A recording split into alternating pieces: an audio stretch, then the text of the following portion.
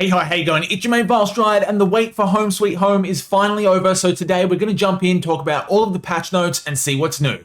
Let's check it out. So in typical Pocket Pair fashion, the devs have once again gone ahead and exceeded expectations. There's a whole bunch of new stuff that was implemented with this update, and a lot of it I don't think we really saw coming. I personally thought it was just going to be a few quality of life improvements, as well as the building stuff that we already had spoiled. But we got stuff in here like new PvP, weapon improvements, we got new raids and a new PAL. So there's a whole bunch to talk about. Let's just get through the patch notes one at a time. So first up, we've got the Ultrakill Collab, and you can see here that we've got the V1 and V2 armor sets added into the game. Now, we were a little unsure leading into the patch whether or not this would be armor or a cosmetic. So it turns out it's a genuine bona fide armor set. The first you're going to unlock at level 32, and then you get the V2 all the way up at level 56. And if you're looking for the legendary version of these, you can buy the schematic 4 from the metal merchant for 780 dog coins each. And then we also got the Ultrakill weapons in the marksman revolver and the core eject shotgun, which both seem pretty weak upon my initial testing, but we'll have to do some more proper DPS testing to see the full potential of those. And they do have that cool mechanic where you can press the right button to toss a coin into the air, and then you pull the trigger to fire it at the enemy, allowing you to shoot around corners and pillars. And if you're chasing the legendary schematics for these, you can buy them from the arena merchant for 1300 battle tokens.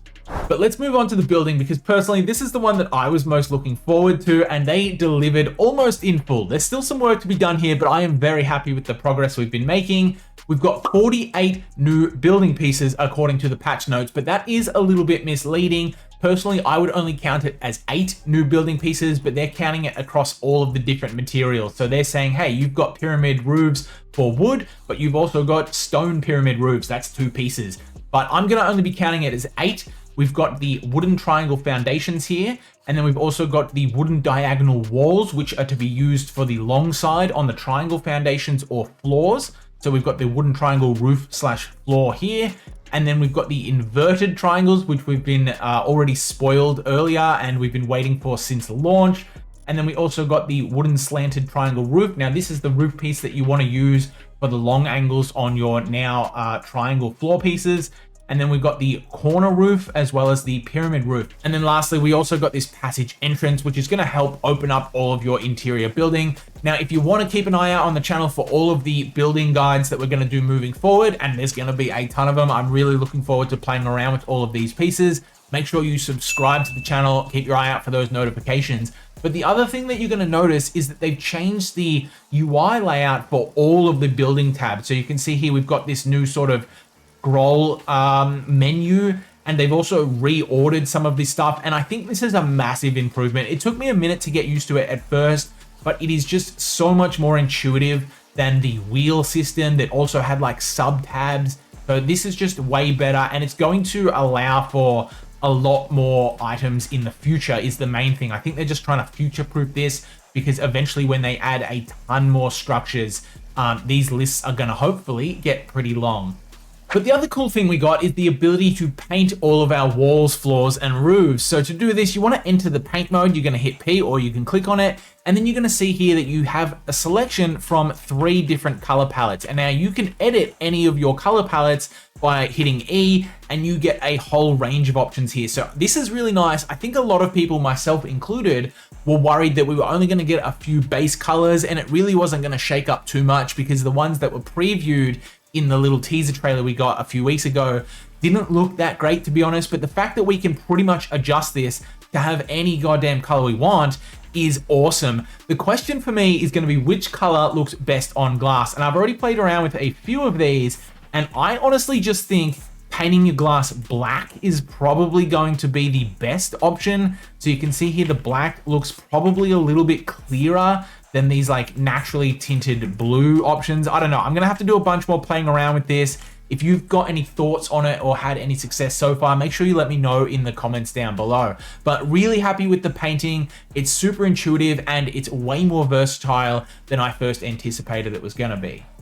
This next one though is something that I don't think many people saw coming, which is a new raid boss as well as a new raid battlefield mechanic that is going to allow you to fight in a dedicated arena instead of at your base. And I love this. I personally hated having to do raids at your base. and have them be destroyed and stuff like that. And I think it's going to shake up the meta a little bit as well, because although you can build within the new arena, you're not allowed to build PAL pods. And I think over time, whether for better or worse, I can see a sort of end game stigma developing where people will challenge themselves to only do raids in the arena.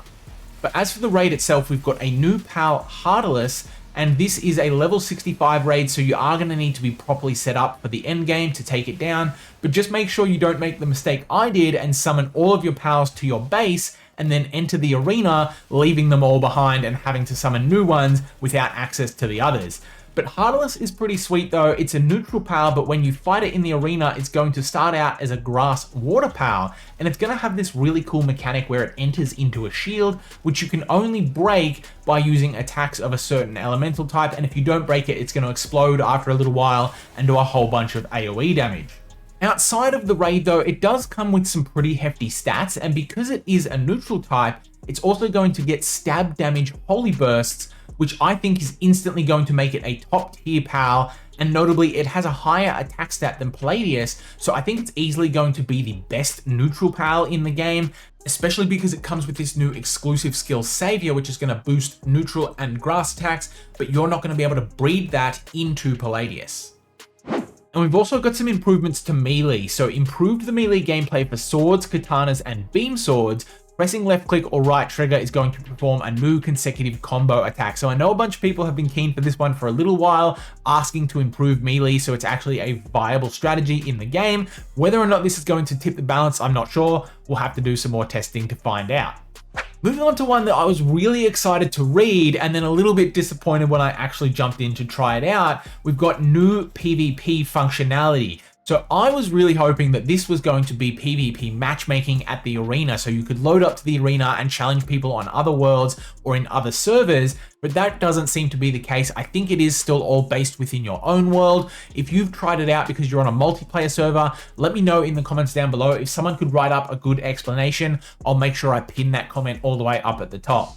Next up though, we've got some really cool quality of life improvements via mechanic adjustments. So the first is when placing a building, an arrow indicating the building's orientation will now be displayed. This is going to help you keep everything facing the right direction. And then similar, we've also got when placing a building, buildings with a set work location will now display a Kativa icon indicating that work location. So this is just going to make it so that you don't place things backwards facing a wall and then your pals can't access it. This is the kind of thing that, in my opinion, really polishes the game and makes it feel more like a finished product. So really happy for that one. I think this is a great touch.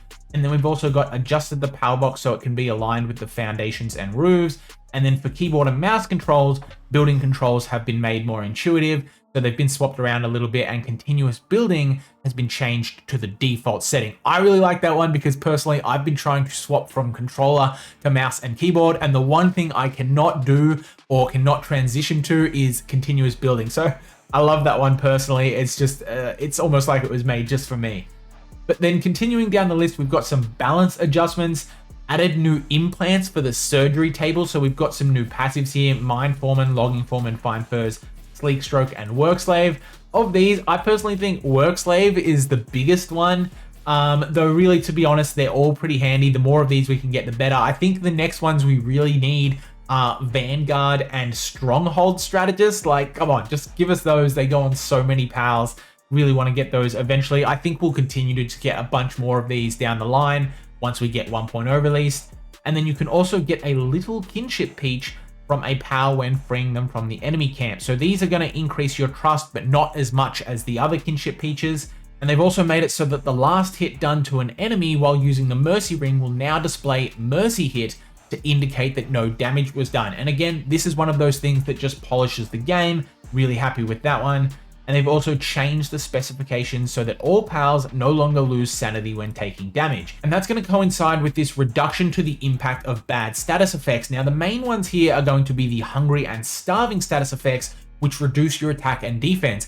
So this means that your raid pals and even your tower boss pals to a degree are going to consistently do more damage because they're not going to get as hungry throughout the course of a fight. So that's a bit of a buff for raid fights there. And then you've also got these ones that impact all of your work speeds and stuff like that. They are going to be really nice for the mid and early game. Your pals aren't going to suffer as much debuff there, and it's going to be a lot easier to keep them nice and healthy.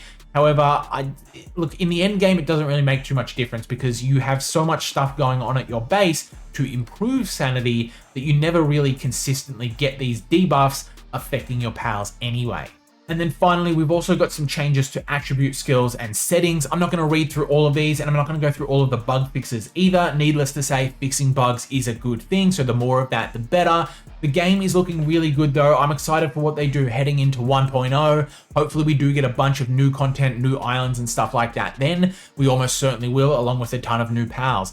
But let me know in the comments down below which of the new changes you're most excited about.